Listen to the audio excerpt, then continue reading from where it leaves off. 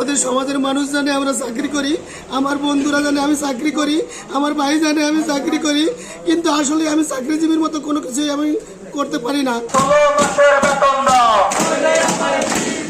অধিকার আদায় করো। আমাদের 16 মাস যাবৎ বেতন নাই, অনেকের বাবা মা অসুস্থ, মাকে ঔষধ কিনে দিতে পারছি না, বাবাকে ঔষধ কিনে দিতে পারছি না, বউয়ের জন্য কোনো কিছু ক্রয় করতে পারছি না। আমাদের জন্য খুবই লজ্জাস্কর। আমরা চাকরি করি, আমাদের সমাজের মানুষ জানে আমরা চাকরি করি, আমার বন্ধুরা জানে আমি চাকরি করি, আমার ভাই জানে আমি চাকরি করি, কিন্তু আসলে আমি চাকরিজীবীর মতো কোনো কিছুই আমি করতে পারি না। আমার ছেলে অসুস্থ, তার চোখে দাঁড়িয়ে পড়েছে,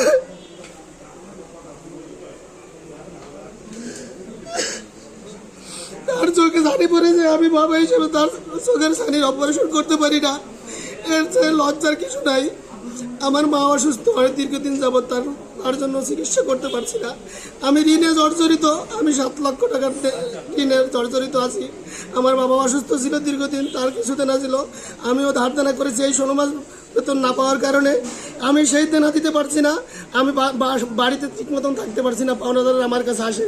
আমি কি করব জানি না। যদি আমরা বেতন না পাই, 16 মাসের বেতন আমাদের কর্তৃপক্ষ না দেয় আর আমাদেরকে স্থায়ীকরণ করে বেতন শীঘ্র না দেয়, আমাদের মরা ছাড়া কোনো পথ থাকবে না। আমাদের হয় 20 দেব, না হয় 16 মাসের বেতন দেব।